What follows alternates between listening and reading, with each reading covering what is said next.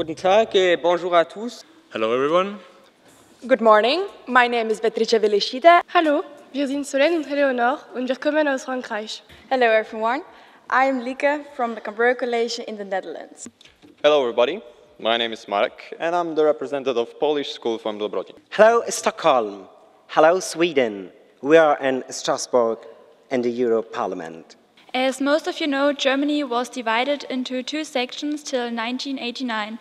And if there wasn't the reunification, it wouldn't be possible that Laura and I stand in front of you in this constellation, because I'm from Hesse and Laura is from Thuringia. Alexander the Great, Aristotle, the Parthenon, Sun, Sea, Souvlaki, Sirtaki, austerity, Brexit, refugee crisis, unemployment are also some words that remind us of Greece. While organizing and participating in the events that we organized and prepared, we and our local communities not only learned about the EU and the facts about the EU, but also about the values the EU upholds. And one of those values is unity. Our school is also quite small. We only have around 400 students, but because of our size, we are more united and compassionate. But this is what's special about the EU. The EU represents hundreds of millions of citizens and still wants to represent unity. And that's why we are happy to be here united with you. Thank you. Our school is located in the middle of Sweden and has about 1,000 students. And 215 of these are newly arrived refugees who are currently studying language introduction. We'd like to thank the European Parliament for giving us the outstanding opportunity of being here in front of you to share a powerful message, that it is our duty to contribute to a society which is focused on progress, a society which is focused on values, a society which is focused on individuals and considerate of their needs.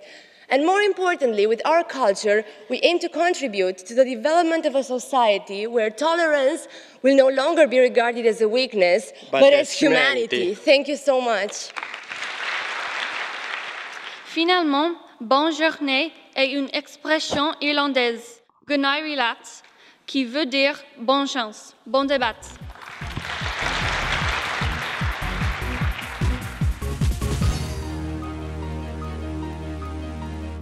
Do you think that the European Union, Europeans Union role is enough in order to face the immigrants problem? Because we have a huge wave of immigrants in my country, and especially in my village. And I think that nobody does nothing. Nobody takes initiatives in order to help Greek people to face this crisis. I don't know what's the EU's clear policy about the refugees. And what do you think? What's our responsibility about the refugees? And how can we stop the dictators that kill the peoples every day, and every day? And I want to know what's our responsibility about the human rights of that people to kill every day, in the Syrian and on the way to the Europe. Thank you. As you can see, the Greek people do what they can to help the migrants, to feed them. They spend their money to do that. And our government, who has certain rules imposed on it by the IMF and by the European Union, has in fact lowered the salaries and increased taxes. Don't you think that that could create a huge political and social crisis, like it was the case in the 30s, just before the Second World War? Terrorism is a product of globalization and is a creation of the Western world. Can we really talk about an Islamic State? As you know, in France, we've had several terrorist attacks. One with Charlie Hebdo, which attacked freedom of expression, and recently in November, an attack that killed people in the streets. I wanted to put a question. In France, the army, the gendarmerie, the police force is deployed in the large cities of France to protect the population. And they complain because all their overtime is not paid for. Psychologically and physically, they are tired. And my question is, what could Europe do to protect all the citizens of the European Union? Because any member state could be struck by a terrorist attack. Ireland. As a country with a rich history of migration and seeking refuge in other countries, I feel our country and every other country in Europe has an obligation to take their fair share of refugees. But do you feel that reasons for countries not wanting to take refugees might be due to reasons such as ISIS or possibly from a pure financial standpoint? And if countries are unwilling to take their fair share, what will the EU do about this? Will they impose sanctions or possible fines on these countries? So in more the developed countries such as Scandinavia and Western Europe, there is such thing as equality between sexes, but in Lithuania and other Baltic countries, I see that the so-called glass ceiling is very accurate and very much widespread. So my question is, what can the EU do to stop it and perhaps to make some laws or something concerning that to stop sexism? Thank you. Whether the European Union will take matters into its own hands and draw away from being dependent upon other countries like the United States of America, who, in my opinion, is creating nothing but problems, and Russia, who is taking matters into their hands in Syria. As we know, we've recently heard a lot about this in the news, and it's been named Brexit. Would you be able to tell us more about the potential consequences that EU states would have to face if this would happen? Thank you. So I'd like to ask, is there any priority issue that you would like to resolve? I mean, problems of refugees, let's say, or terrorism, or kind of stabilizing relationships? Thank you. I have a question concerning a situation that is happening in Italy and I think in other countries. How would the European Union face the issue of marriages of people of the same sex in those countries that are refusing to recognize their civil rights? Hello, my name is Natasha and I live in Austria.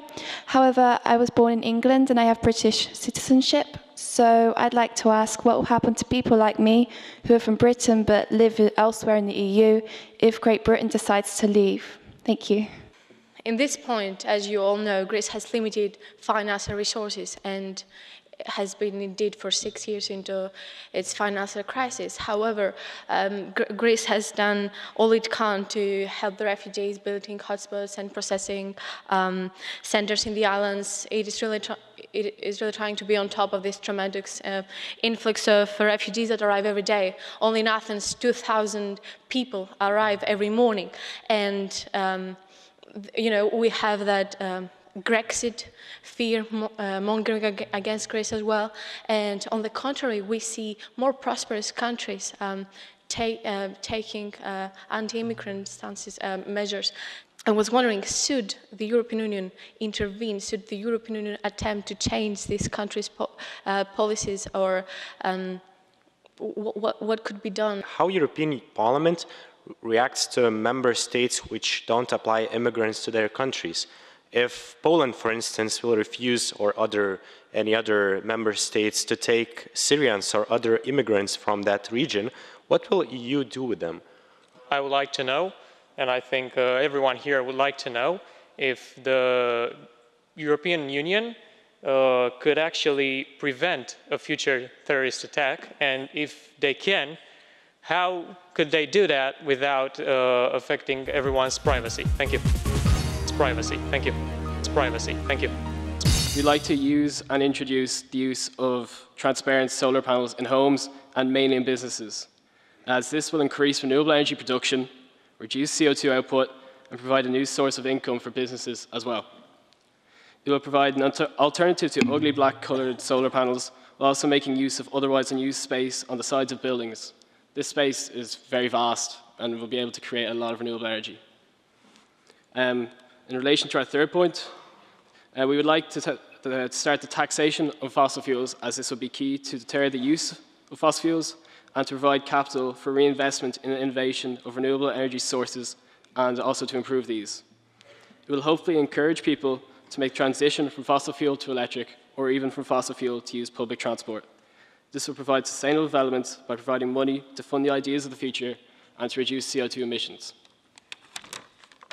And in relation to our fourth and final point, we would like to introduce car-free zones in city centres. This would decrease congestion, CO2, and hopefully promote the use of bikes for transport around cities. These spaces left by what were once roads could also be used for green spaces, and these would green space or recreational areas. This will promote a more environmental and car-free outlook to cities and helps to reduce CO2 emissions and further sustain development. I'd like to thank you all immensely for listening to my group's ideas. It's been an honour for me to stand in front of you all today. The world economy is based on fossil fuels, and I'm totally in favor of renewable energy sources, but if you raise very much the taxes for fossil fuels, and don't you think it would create a big gap in the society, hitting the population very hard, because the economy, as I said, is based on fossil fuels, and it takes some time for the new technologies to be developed. Thank you. Yeah, of course, the world economy is run by fuel. We all know that. It is a huge challenge, and that is the problem with climate change and trying to sustain development, is the challenge of moving away from fossil fuels. And obviously it does not happen overnight. It's going to be something that's going to take decades, but something we need to really look into and really help to develop. And like everything, there's an industry to be found in renewable energy, like there is in fossil fuels and in cigarettes and in alcohol. There will be ways, obviously, of industrializing it and making money from it for some people. And that's where I think if it's looked into, that can replace that market with a new market of renewable energy, just one that doesn't destroy our environment. So for freedom of expression, we said that you should be able to limit it in times of violence or in times where the right to life is endangered. And then also we said that as well as preventing violence, preventing violence before it happens. You also need to deal with what has happened already and what violence is happening now. So to prevent violence, we came up with the idea to educate people on what is considered morally right and morally wrong, and try to educate them that way. And obviously we understand that fundamentalists, you're never changing their mind, but if you can change some people's minds and make it so that they don't grow up in a world where they believe killing people is right, then you've done some good in the world. As well as this, from lots of refugees coming into countries, we came up with the idea to integrate people with these different views to see how another country may feel about an issue. So that way you can have a discussion going, but you're not yelling at someone or you're not discriminating against them. We also decided that we would not put fences on any borders in Europe in case of security, because this takes away from your European rights, your rights that you voted on, your rights that you've earned, and we don't believe that that's okay. And finally, for countries that violate these rights, and we decided that first we would try to educate them and try to help them and try to make them understand why what they're doing is wrong. But if that didn't work, we would impose economical sanctions on them and hope that that would improve the situation. Jean Jaurès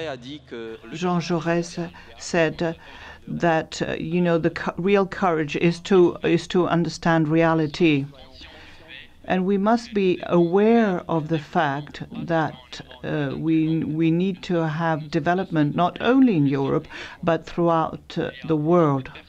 There are many people who live in poverty, who have no access to energy, do not have enough food, and this is not a good thing.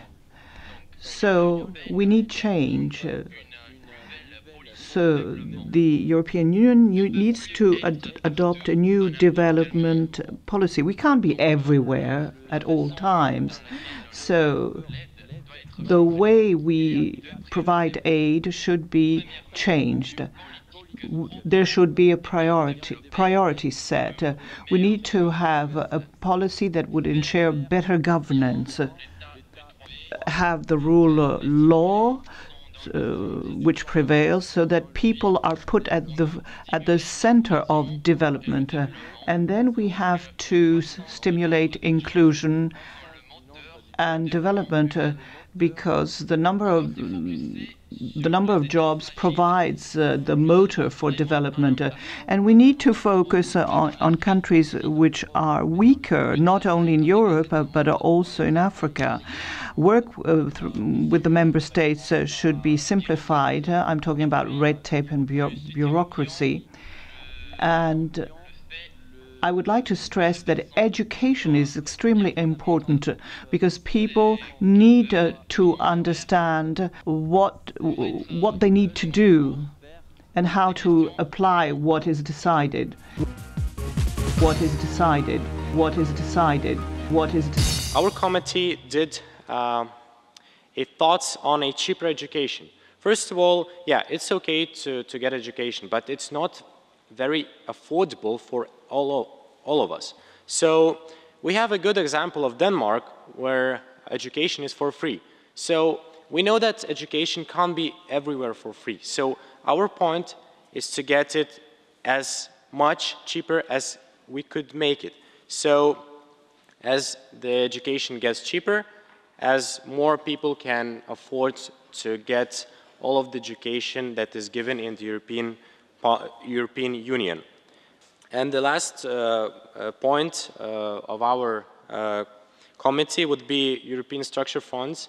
So it's a good thing, and it helps, especially for less advanced countries, to be more involving into European development area.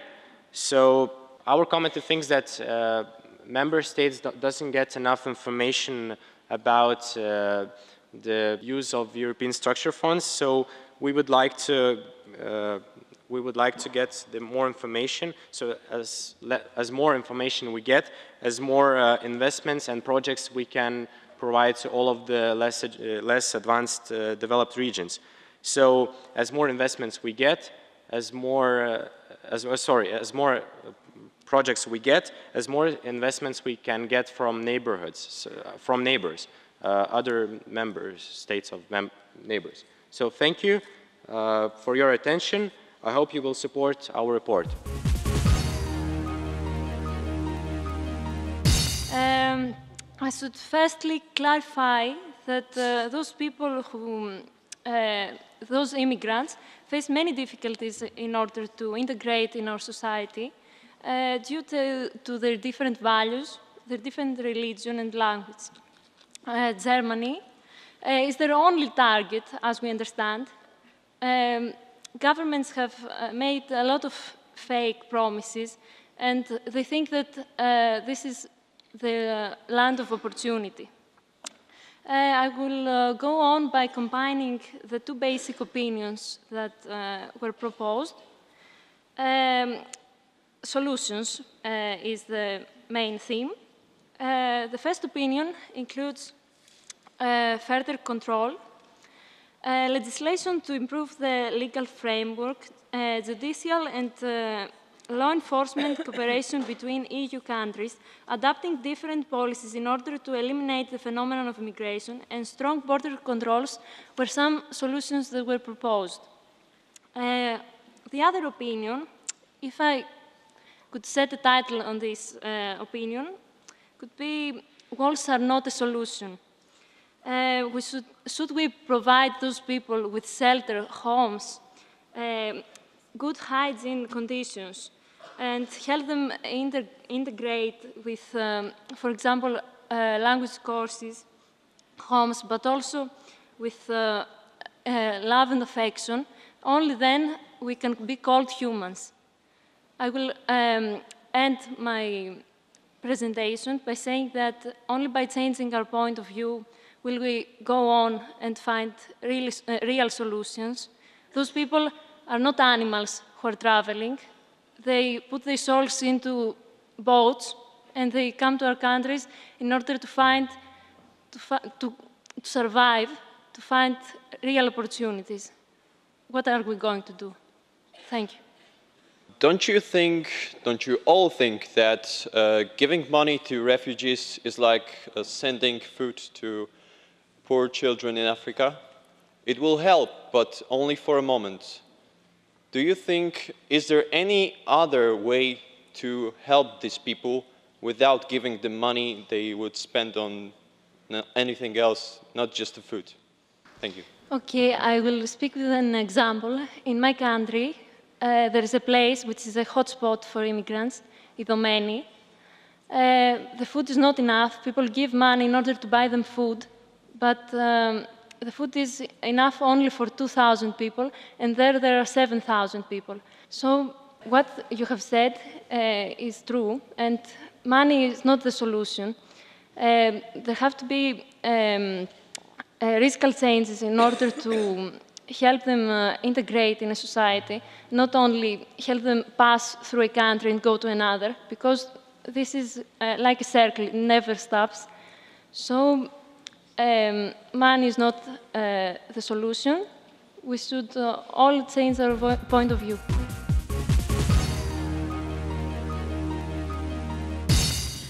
We also came up with the idea of the EU designing a website or a review board, where if, for example, you can't seem to find the job you want, you can put up your CV, just give some information about yourself, and it will find jobs which match your degree.